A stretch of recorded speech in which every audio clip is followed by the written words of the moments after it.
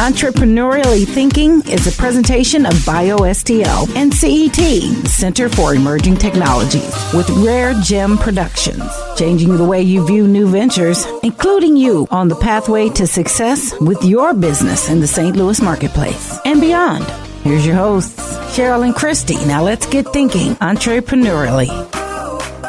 Welcome to the Entrepreneurially Thinking podcast. Our goal is to energize your entrepreneurial mindset and create pathways for business success in the St. Louis marketplace and beyond. I'm Christy Maxfield with the Center for Emerging Technologies, where we're working hard to make sure that our entrepreneurs receive the training they need and the support required to advance their missions. And I am Cheryl Watkins-Moore. I represent BioSTL in our inclusion initiative. We're trying to get all of our folks here in our region involved, especially our women and our minorities involved in this entrepreneurial ecosystem that is just booming here in St. Louis. So welcome. So if you've listened before, you know we're doing this show because we needed to step outside our comfort zone and meet you all where you are. And we're asking you to step outside your comfort zone. And we are certainly stepping out of our comfort zone. We're getting better and better. Eventually this will be comfortable. But right now we're still learning. Yep. And we're really glad that you're on the journey with us. Yep. So we just want to move all the constraints out of your way and get you thinking about how you can be engaged in St. Louis's entrepreneurship, innovation, small business, whatever you want to call it. We want you involved. So we want you to also be able to find us when you're on your favorite digital or streaming platforms. So you can find Entrepreneurially Thinking through many different streams: Facebook, Twitter, LinkedIn, Stitcher, and iTunes. Everywhere you find the important information in your life, that's where you can find us. So I think Christy and I are so excited with our guest today. This is one of the things that we've always talked about. How can you get involved in our ecosystem? If you're not interested in starting a business right now, but you're thinking about it, maybe you're sitting at that desk right now saying, wow, how can I get involved? Today, we're speaking to the entrepreneurs who are also wage earners, salaried employees. You know, you guys sitting at your desk right now, the folks on the grind and on the job. Think you're ready to take the big plunge, that leap of faith? Well, before you turn in your 2 weeks notice, don't do that yet. Please don't. And make sure you listen closely today. We have an exciting panel here with two guest speakers, I think, that are really going to give you some great background, some how to frame, how to get into our ecosystem. And Christy, how would you? Well, one of the interesting things we've been talking about is there's more than one way to be part of the ecosystem. Yes. And we've invited two friends to join us today, Jane Quartel and Maurice Foxworth, to explain sort of how there are just so many different roles. And they've in fact been entrepreneurs. Mm-hmm. They also have been in corporate and academic settings, and they've been mentors. I'm sure they've been a lot of other things as well, but we just keep talking about all those different ways to get involved. And our job is to make that real. Absolutely. So the best way to make that real is to talk to people who've been in those roles, done those different types of things, and make it look easy. So we'll spend a little time with them as soon as we come back. Now here's Make It Happen with Keith Sales Pro. According to Peter Handel, the CEO of Dale Carnegie Training Institute, here are 5 essential rules for great presentations. Number 1, be yourself. If you pose as somebody you're not, your audience will know you're insecure and therefore disbelieve whatever you're saying. 2, tell stories. The purpose of a presentation is not to convey information. You can do that with a data sheet. The purpose of a presentation is to show how the information has meaning for what you're doing. Number 3, practice. The very best public speakers make it seem as though the ideals are so new and original that the speaker is slightly surprised at what he or she is saying. 4, socialize. Audiences consist of individuals. Always arrive early and try to get to know some of the individuals in your audience that you're speaking to. And number 5, brevity. For every presentation that wrapped up too early, there are 1,000 that have gone on way too long. Today, remember, it can happen. It will happen. And together, we will make it happen. Follow Keith Sales Pro on Facebook or Twitter at Keith Sales Pro, or visit his website at keithsalespro.com. It can happen. It will happen. And together, we will make it happen. Hi, I'm Jade Harrell, founder and executive producer of RareGem Productions. And entrepreneurially thinking means to me that you take time to actually think about yourself as an entrepreneur, what your opportunities are, what you want to do, and how you're going to design this life. Welcome back. Today we're joined by Jane Quartel and Maurice Foxworth. Jane is the lead of Global Strategic Product and External Affairs at DuPont Nutrition and Health, and Maurice is the principal of InnovationWorks. Thank you both for being here. Absolutely. And we want to just start off asking you both to share a little bit about your background. And Jane, so if you could start us off. Mm-hmm. All right. So thanks for inviting me here today. I work currently for DuPont, as you mentioned, and I've had a very eclectic career, so to speak. I came here when I was 18, having lived abroad most of my life in different countries. So I speak about 5 different languages. Wow. What countries were you living in? I lived in Iran, in Spain, UK, the Netherlands, Japan, and Hong Kong. Mm-hmm. So I've been had a very interesting life growing up, but have been here ever since. Can you believe that? So. That's impressive. Yes. So I came here to do my biology undergraduate degree at WashU, went on to do an MBA at St. Louis U, and thought I was going to be pre-med, doctor, that whole thing, and decided that that wasn't my career path. Either way, I was able to combine business and science very early on, and it has served me very well in my different positions that I've had. I worked at Mallinckrodt here in town. I've worked at Monsanto. But where I kind of got my entrepreneurial stint was I was working at Solutia. They had an intrapreneurial division at the time, and I was running a small company for them, which I had an opportunity to actually buy and spin out from that company. Wow. And that's where I kind of got my entrepreneurial spirit going. And it's now in my DNA. I've since then sold that company, and now I'm working at DuPont. But I'm still very much involved with different entrepreneurial activities. Since it's now part of my DNA, you can't get it out anymore. And we've been really fortunate to have Jane as part of our Square One programming, our Ignite program in the spring and our boot camp in the fall, and really just tireless in terms of coming and spending time and sharing her expertise with the entrepreneurs in our ecosystem. So and I think that's where it's been a blessing. Our audience needs to understand, just how we talked about in the beginning here, is that you can get involved in different aspects. And Jane seems like that. Not only did you get involved with running a company and spinning one out, but now you're taking that skill, those skills that you learn, and applying them into the different programming that Christy talked about. Yeah, not only can I use that at work, right? So it's been invaluable and definitely a skill set that I'm using at DuPont every day. There are not enough entrepreneurial-minded people inside the corporate world to really develop new products, new ideas, think outside the box. I think an entrepreneur is so good at thinking outside the box and seeing what else is possible. And if you've had your life in an entire corporate career all your time, I got to tell you, it's a little stodgy, right? So you don't see all those possibilities all the time. Entrepreneurs always see possibilities in everything. That's because we never have any resources. We have to always. That's right. You got to do it. We have to improvise yourselves, right? So having that skill set now and using it at DuPont is super valuable, right? But at the same time, given that DuPont sits in the middle of the Cortex district, what a blessing for me to be able to, work in Square One, being able to go to the Venture Cafe and still be part of that ecosystem. So I don't feel like I'm back in stodgy corporate world, because people thought, if you're running your own company, how can you possibly go back to the corporate world, right? And it's okay to dance like that. Absolutely. People go in, they go out. It doesn't matter as long as you're having fun. And you think you're making a contribution. It doesn't really much matter where I work. So I'm just thrilled to be able to do that. And Maurice, so how have you danced? How have I done? Maurice. And let me tell you, Maurice is a good friend, and I would love for him to tell his background of how he's traversed his career path. Right. I'm an intellectual property attorney by trade. And so I specialize in IP or intellectual property transactions primarily. But I started out as a jock.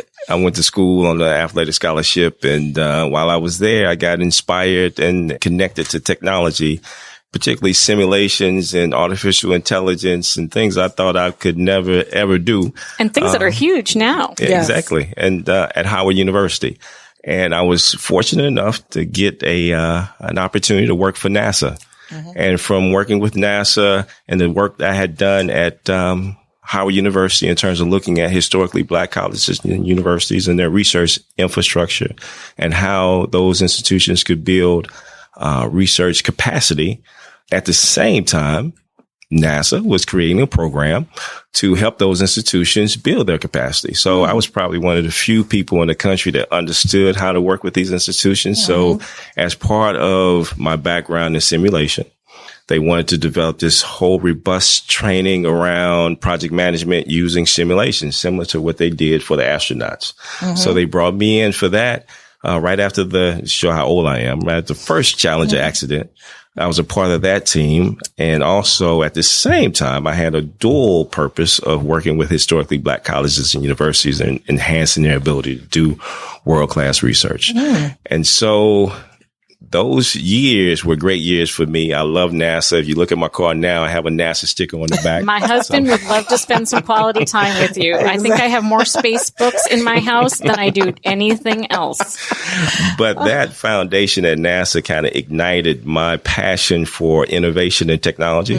And it gave me an opportunity to be exposed to a world that I never knew existed because I was focused on athletics. And actually, I coached my way through Howard University as a graduate student. So while doing that, I decided to leave, and as a lot of government employees do, and I was at NASA headquarters in Washington, D.C., and I became a contractor. Okay. So I went to a fairly large consulting firm, and I basically did the same things that I had done before, working in project management, innovation, those sorts of things. But I moved to a couple different companies, and I noticed that everywhere I would move, my clients would move with me, namely NASA. So I started to think. They followed the talent. Yeah, absolutely. I said, well, they're following me and the money's following me. Maybe I should just take all the money. No money, no mission. No money, no margin. That's right. So the last firm I worked with, it was a firm called Futron. I met a co-worker, Cynthia Dinkins, and we started Foxworth and Dinkins. And what we did, we specialized in, now that we have capacity in a lot of minority institutions, not just historically Black colleges and universities, but also Hispanic serving institutions, tribal colleges. How could we expand that capacity into commercializing or transferring that technology and hold them to the same standards of other research-oriented institutions?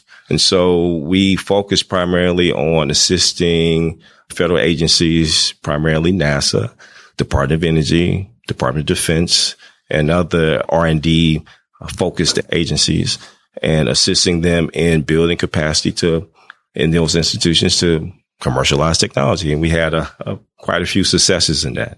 And I did that for a number of years. And when I first started, my competition were mainly MBAs, and they became attorneys. Interesting. So I decided to come back to St. Louis, where I grew up, and go to law school at St. Louis University, where I received my JD and passed the bar in practice. And at the same time I did that, St. Louis University set aside $5 million to create an office that focused on technology transfer. And I wrote Dr. Bionde, Father Bionde, rather, a letter explaining my background in working with institutions in technology commercialization.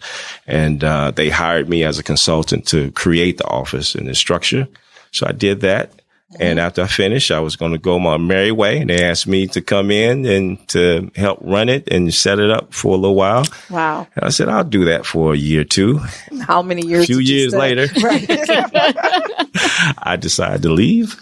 And then they offered me the opportunity to be the director of the office. And I actually directed the office for a number of years before going back into private practice, because I was drawn by the entrepreneurial craving of getting back and mixing it up. But it was a great experience at SLU because it was an entrepreneurial type of opportunity within the university, but just that external calling of being that out in the ocean of innovation is just something that's just, I couldn't resist. So both of you guys, it's very interesting how your careers have, meandered and brought you both to SLU, and how you've impacted and worked with innovation in different aspects.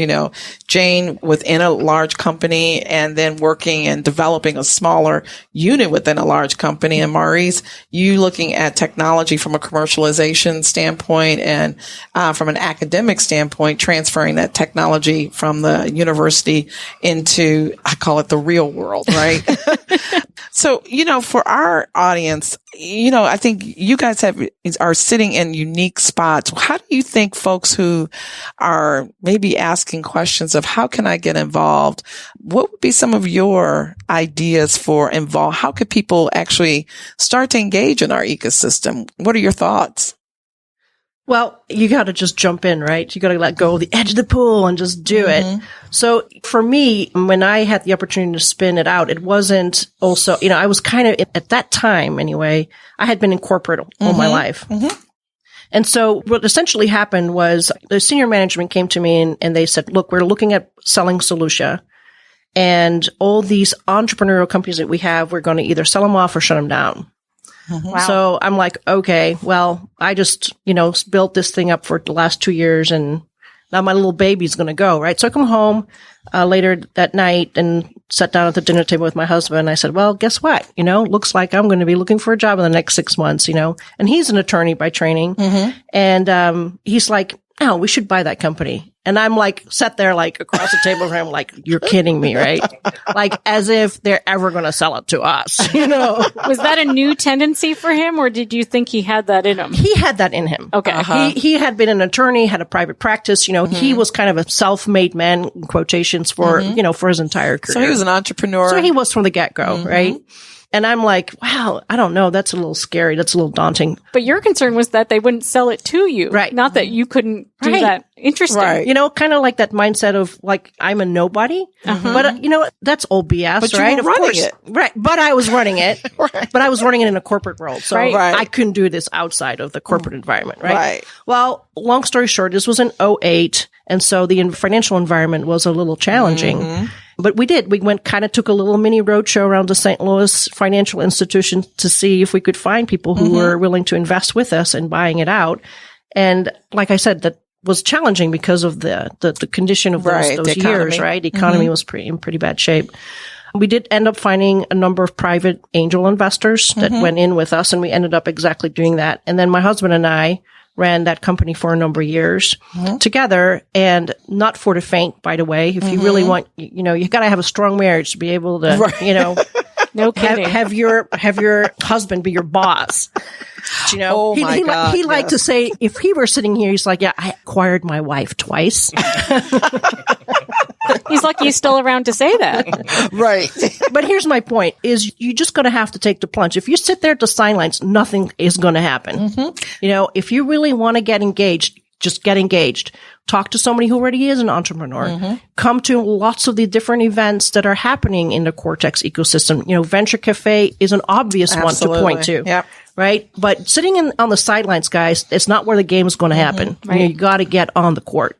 And from my standpoint, it comes down to one critical thing, and that's inspiration. You have to be inspired, because the things that you're going to go through, we can't list you every step of the way, because there's different turns and twists that you'll come into, but you have to be inspired. I guess when you think about Edison, and he said that invention is 1% inspiration and 99% perspiration. But it's just like your grandmother's recipe. If you leave out that little pinch, even though it may be the minority of what's required, it's the most essential part of it's the the secret success. Sauce. Yeah. And that's what inspiration is. Because if you're not inspired, it's very difficult for you to go the distance in terms of the journey.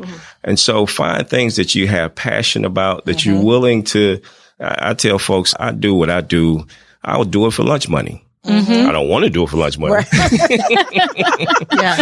But I love it. Right. So you have to put yourself in the situation where your inspiration is enough to carry you at least far enough down the road to kind of remain focused, so you can have those conversations and hear all the no's that you'll hear over and over. And you hear folks questioning you, particularly in the innovation space. And the entrepreneurial space in general is difficult. But when you speak of innovation and you're on the leading edge of different things and ways of thinking, no one's out there has probably heard of the things that you're talking about. Yeah, you're on the bleeding edge. Exactly. And you're the expert. And they're doubting you. Right. Oh, that's not going to work. Right. This is not going to work. That's what innovation is. So it makes it that much more difficult to really continue to move forward. And that's why you have to have that inner fortitude that's supplied by inspiration. Also, just to build on that, what you're saying is, if you have all those no's around you, come to these different events in the Cortex district, because the people here around this area, they're the ones that are saying, oh yeah, I think that's great. Oh, I know somebody who can tell you about XYZ. And so, yeah, your family and your normal world will kind of be the naysayers, but you come inside the Cortex district and anything becomes possible, right? Come get the love. That's right. Come on down. I think that's our new tagline. Come get the love. I think what's interesting too, you know, in a corporate setting, a lot of people, they think, oh, I can't be innovative in those settings. And what Christy and I always talk about is that you need to think entrepreneurially no matter where you're sitting. So if you are in a corporate setting, Jane, and I know Maurice, you guys can speak to this, is if there are opportunities to get engaged on teams that are looking at doing something, you know, either a new business unit, new product, those are ways I think that, you know, you can test the mettle within a large company to say, you know, get your teeth wet in that respect. And then being able to take those skills, which a lot of people think I don't have any skills I can offer. There are lots of skills that our entrepreneurs need. Many of our founders are the technical experts, but they still need the requisite functional roles in those organizations. Can you guys speak to that? And that's the issue dealing with minority entrepreneurs that I always run into, because it's a common thought that if you're not an engineer, a scientist, and somehow you're restricted from playing in the innovation space as an entrepreneur. And, you know, as it relates to entrepreneurship and in terms of being in corporate, my father told me when I was growing up, he said that you have one employer your entire life, and that's you, no matter where you work. And he was a government employee. So he raised me on the thought that you are always in a position you have to value your contribution to the organization. And if you're not providing value, then you're in jeopardy. Right. So you have to be in a constant search for that value. And this was at times when your dad was working, where people worked one job all their life and they had sustainability in these jobs. Exactly. Now nobody has loyalty, and the companies certainly don't have loyalty to you. So if you're not proving your value, like you said, yeah. That's true. Yeah. So as it relates to entrepreneurship, particularly in innovation space for underrepresented minorities, oftentimes it's about accessing innovation. And where do you do that? Do you do it through a federal system, in terms of federal laboratories like NASA, Department of Energy, DOD? Do you do it because your association with, say, researchers in the university system, but less so in terms of being required to be the actual inventor? If you look at these great companies that we have, very few of the principles that you read about are the actual inventor of the technology.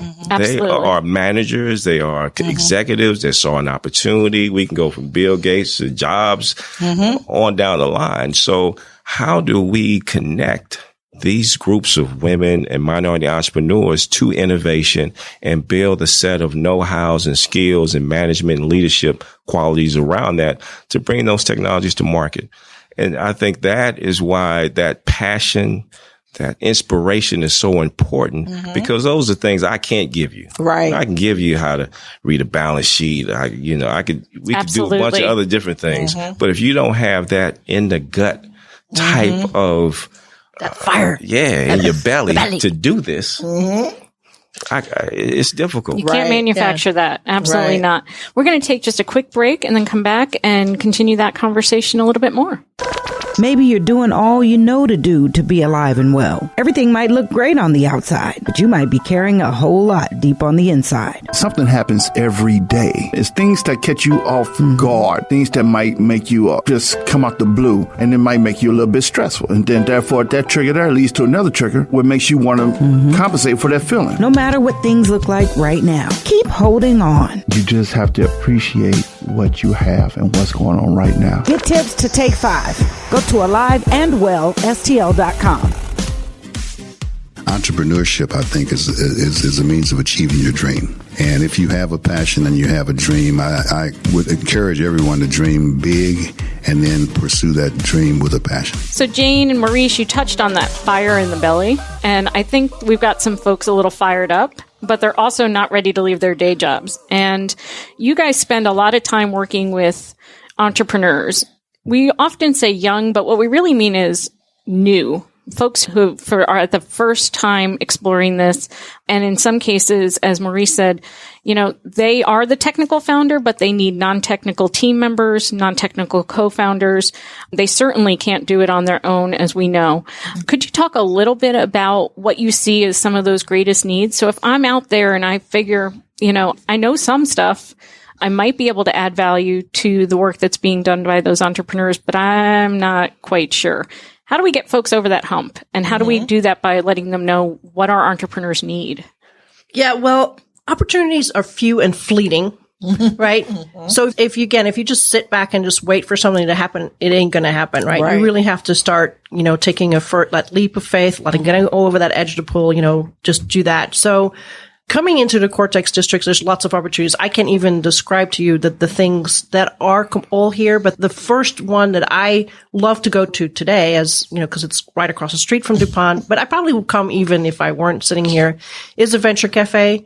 The fact that there are so many other entrepreneurs that are there and you make great network connections. It's just you guys should check it out. It's just a very easy way to kind of get used to the environment of Cortex without necessarily completely plunging in. And the other thing I want to say to that is you shouldn't give up your day job. If you've got an idea, great, explore it, come talk to some people. There's lots of, again, folks here that have been there, done that can guide you along the way. But you don't necessarily have to give up your day job right from the get-go. It's a step-by-step process, right? And you shouldn't give up your day job, And I think you speak so highly of Venture Cafe. I agree with you. You can meet so many different people from so many different walks of life, from corporate to startup to students, education to, the arts.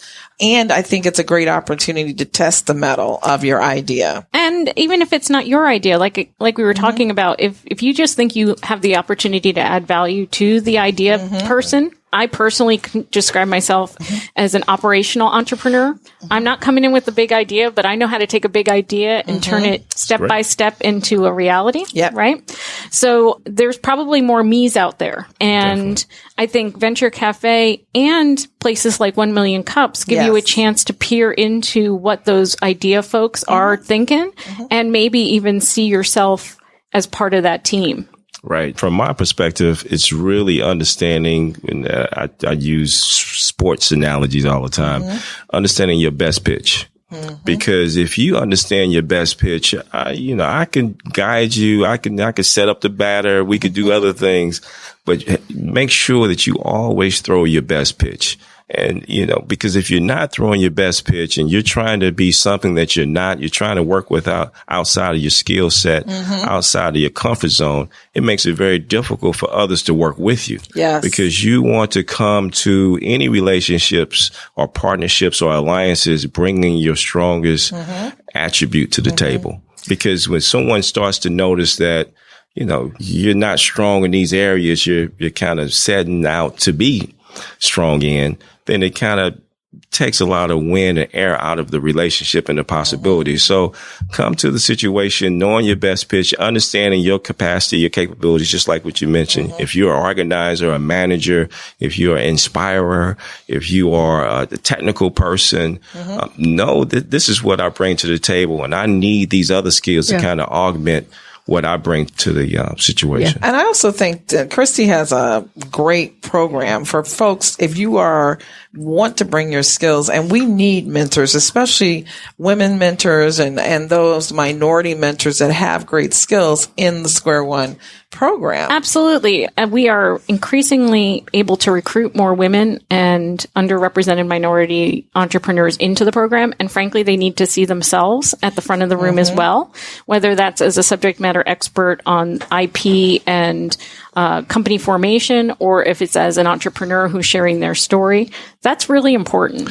But the challenge is oftentimes for women and minorities, because we are in an innovation space, you're not going to see someone that looks like you. And so the mentorship of the past, it may not, in terms of having folks that look like you, that may come from your similar surroundings, that may not be available. So that creates a challenge as it relates to mentorship as it has been in the past in perhaps different areas. So we have to teach new entrepreneurs, particularly in the innovation space, who happen to be underrepresented minorities or women, that you can be a trailblazer. You don't have to necessarily see the shining mansion on the hill. You can create your own vision and be driven by your own vision. There's a story that was often told to me through my journey. And it's about a young lady who swam the English Channel, and she was swimming and she swam and she got bitten by jellyfish and it was foggy and she was almost there. And she just said, just pull me out the water. And when they pulled her off, when the fog lifted, she was less than 100 yards away from the shore. And she said to the people around her, if I only could have seen the shore. But in this business, you never see the shore. Never. Never. So you have to keep swimming. Right. And so there are things that you have to swim by sight, not by visual sight, by insight, foresight, and hindsight. And those are the things that we have to create and instill in new entrepreneurs, that there's a new gestalt, a new way of thinking about mentorship that we have to bring to the table in order to ensure their success. Yeah, just to kind of build on that, I totally concur with your comment about you don't need to be an expert in everything in order to be an entrepreneur. You bring a certain skill set, a certain expertise to the table, and the rest can come. Yeah. When I first started in my business, I knew nothing about finance. It was an area that I was very uncomfortable with.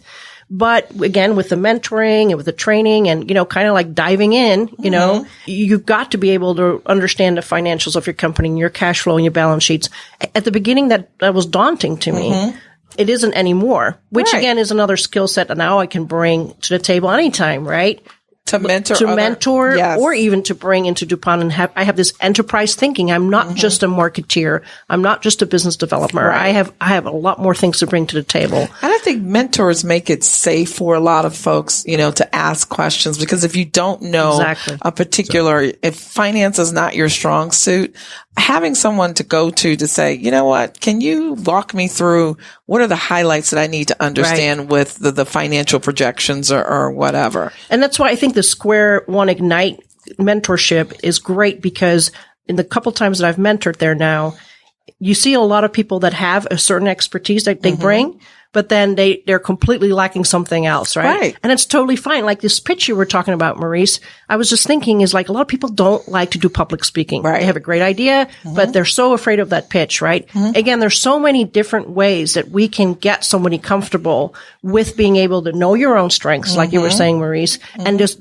focusing on that. And we can make a really great pitch for you, but you don't have to walk in knowing what to pitch or how to pitch, or I'm not comfortable doing public speaking. All those skill sets are things that the mentorships programs that are around the Cortex area can assist with. And I think that's where your mentors can help, even with building your team, helping you understand what are the skills that you need to bring to bear for your technology or your product or service to be developed, because it's not just one person. You might come with the idea. No, it takes a village. It takes a village. It does take a village. Yes. And oftentimes, the entrepreneur sees this process as an adversarial process, because the questions are adversarial. Exactly. And in the best possible way. Right. Intimidating. Yes. So it's important to have someone that kind of frames the process and gives you an opportunity to look at it for what it is and not to personalize it. Right. And because the personalization of it creates this fear that, they're attacking me. No, they're just evaluating your concept. Right. And all the concepts at the stage of the pitch I like to say is hocus pocus to begin with anyway.